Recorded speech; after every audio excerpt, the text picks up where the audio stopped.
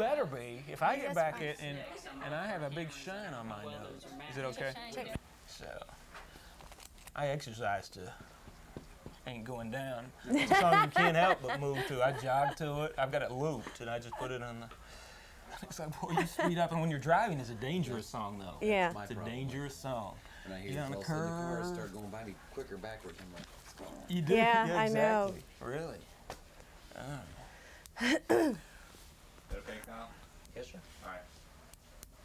We're rolling, you guys, anytime. All set? There's that people walking in the background back here. Do you need to... Do we need to shut Shut the door? Annie, could you shut the door, You can't sweetie? shut it because there's a glare on it, right, Kyle? There's a really bad glare. Okay. Keep them from passing along the hallway. Can we close it down? Yes, please. You tell me how Right where it was. All right. Just how he had it set up. Back towards me a little, please. That's groovy, thank you. Garth, this actually airs, too, after the show, so we'll be kind of talking. I'm going to ask you to tell about the show and that sort of thing, because it's, I mean, the Texas Stadium show will have already taken place when this airs. Okay, So. thank you. So, they don't feel like they've missed anything. So has there been anything, and I'm thinking just my own career, has there been anything happened in my career that you haven't been there for? So far, not. So far, not. That's neat. That's really great. He told me what happened. The first interview we did was in L.A. on top of a hotel, and I can't remember which hotel that was. It was on Sunset. Yeah, it was. Was it the Mandarin? Mondrian? I wouldn't know. No. I was Had just, a pool on top. yeah. Yeah, Had a guy because with- that's the Mondrian. This was Perry's great. based in L.A., and she's... Had a guy with rollerblades was their rolling cams. Oh. And the guy jumps in the pool as the camera inside the pool is going across the Oh, no. Monkey Cam. I'm still in that crazy city, Garth. I don't know. I'm from Texas originally. Where? A little town called Harlingen in the Rio Grande Valley, South Padre Island area, Okay. Brownsville. Way down. And then went to school in Oklahoma. And We played Brownsville. Way down yeah, south. and then out in the crazy land. Are y'all set? Okay. Okay, so Garth, tell us about the big Texas Stadium show. What can the viewers expect when this comes on? Oh, shit, I'm hoping they're. Well, that's a nice. Just start out with shit. I'm hoping that. I'm really hoping that it's like any other show for us, for them, is that I'm hoping they have fun, and I'm hoping when they see it, they might see something that surprises them in a good way, and I hope it captures really what's going to go on here, because one of the hardest things to do on record is to capture that real life sound. One of the hardest things to do on film is to capture that real life feel. So we'll see. Good Lord willing, knock on wood, we'll get it. We'll get it done so that people can actually feel like they're there when they're watching it on TV. Is it one of those shows where people are going to go, kind of gasp at certain Well, points? I mean, I'm hoping. Yeah. Yeah. So there's going to be times in the show when I'm going to do that. Yeah. I'm hoping, the gags that we had from the last one, we might play off a little more on this one to make fun of ourselves and poke fun at ourselves. So we always enjoy doing that. Oh, that's great. And you said that you feel that the artists and the DJs are teammates. Mm-hmm. Do you feel that that is the key to your success with radio time and listening to the DJs rather than just listening to the suits in the music industry? Oh, I definitely think so. I think it's weird how this business is like every other business. The people that are actually running the business are the ones getting the least paid, the ones that are working the most hours. And let's face it, if you look at my career, when I had videos banned, the person that came to my rescue was radio. Radio was holding viewing parties. If you can't see it, we're going to have viewing parties at these clubs, and you're going to see it and make your own decision. Radio has always been just wonderfully sweet to me when things weren't going well for me. When I took my hiatus away from everything, from press and from media, the one thing that kept constantly pounding away was radio. Radio has been like a brother to me. So that's, who we try and take care of first is radio, because they've taken care of us, God knows, our whole career. Now, radio, when you did We Shall Be Free, you did it backwards this time. You released it as a single, then you made a video. Did you think, though, because that was one of the songs that didn't have as much success as your previous singles, was that song, now looking back, a little bit too liberal for country radio? I think what happened on that song was like the dance, or it was like the river. What I should have done on that song because I should have waited, and if it was picked by the people, then release it. But to bring it out as the representatory first single of a new album, well, I told Alan, I apologized to him, the producer. I said, I think I wanted this one so bad because the message in it, I wanted it out there so badly that I didn't wait until the time was right for the message to be out there. And as far as the video coming after, that was something the NFL wanted us to do in conjunction with the Super Bowl last year. So, that's pretty much was the explanation of why that happened.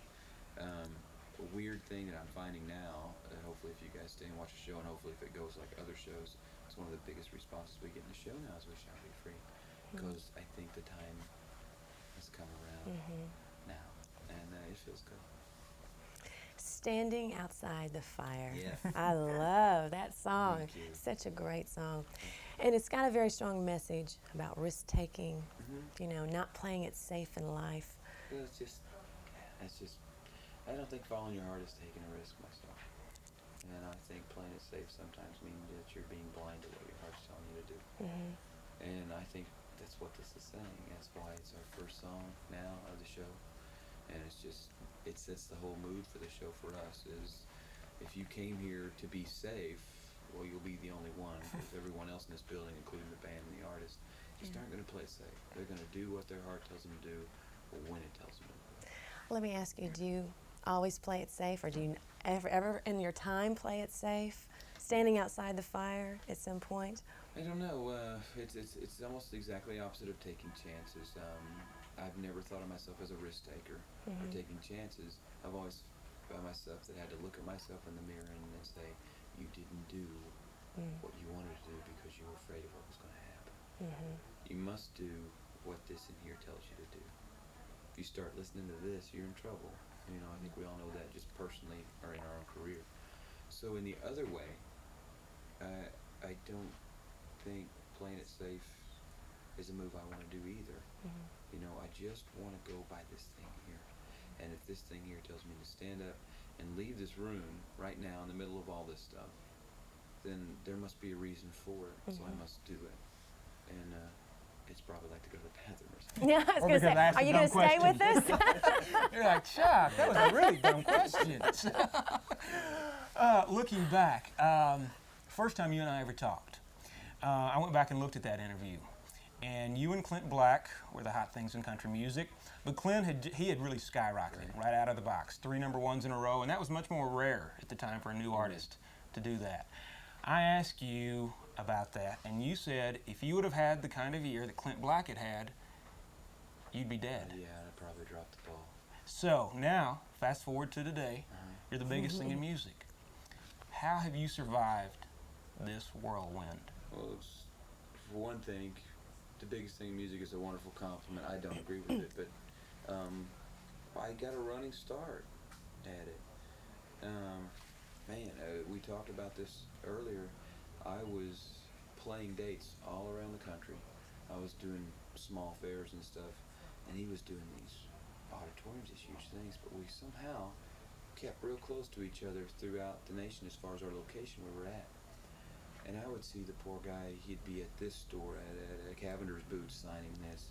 He'd be at this radio station later on doing this. And we were all looking at each other and go, oh my God, they're going to kill the kid. And every time you'd see him, he'd just be a little bit more and a little bit more. And you're like, damn, Clint, come on, buddy. You know, somebody help this kid out and give him some time to sleep or something. And I was very fortunate. Our stuff was very slow.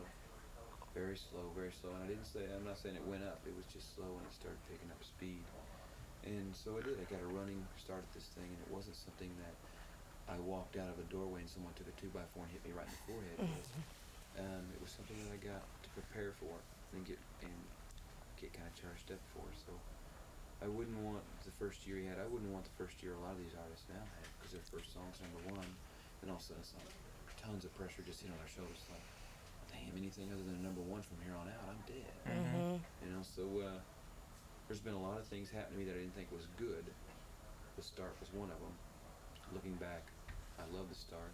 Looking back, I love it when Rodeo didn't go #1, when We Shall Be Free didn't go #1, Because now I've set up this thing of this, so when something doesn't go number one, it doesn't mean Garth's dead. No. Yeah. You know, Right.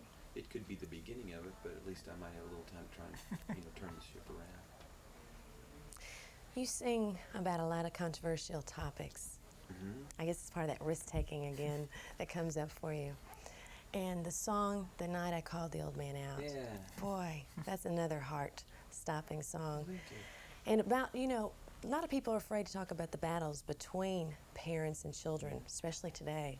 I mean, it's a hot topic. Was this song born out of an experience from your own life? And I'm sorry. no, I was going to say, and is it something that maybe you've learned from your father that you can apply now to your own life as a new father? First of all, let me say it was ringside. I was never in there. Yeah. I'm the last of 6 children, so I watched 3 brothers and a sister tell Dad, step outside. Yeah, I'm back. And I watched it. I watched my 3 older brothers and my sister, with the exception of my sister, really just be put in their place. Mm-hmm. But I watched it tear my dad up too. Mm-hmm. And the first time I ever saw my dad cry was after him and Betsy had it out, and that really hurt. Me and Kelly, the youngest ones, have learned. My dad's 63, 64 years old, and still, the shape I'm in, I would never ever even think. Yeah. You know? But yeah, as far as his influence on me, has been a huge influence to me as a person, to me as a professional, and now to me as a father. And my mom is the same way. They're huge influences on me, and I hope not ever ring my own bell, but I hope I can do half the job that they did, for all us kids. Garth, in wrapping it up and closing, what would you say would be the perfect day for Garth Brooks now? Perfect day, man, and this is going to sound kind of really sappy. The perfect day is every day for me right now. I get to go out on stage. I get to play my music in front of people that make me believe they really want to be there. Around people that we started out working out in a little basement, a musty basement together. You look around and see these people, your same band members and crew members from day one. And then you go home, dead tired, fall dead, and the next thing you wake up and you can see the sunlight coming through that real baby fine hair of this little head. Uh-huh. Open over the knuckles. And I sit there and yawn and she'll yawn. And if you're laying there, with the sheets down around your waist, she'll sit there and she'll grab you and she'll pinch and she'll start laughing until you wake up and start playing with you. That's the perfect day for me. Okay, cut it, Chuck. That's Right. it. That was the wrap. Oh, that was wonderful. So- Yeah. Thank Can you. you just, It was nice meeting you, It was a too. pleasure. Okay. Garth, can you do a Folks quick still live promo to just turn to the camera real fast? in- Do you want to do pictures? Yeah, as we're walking out.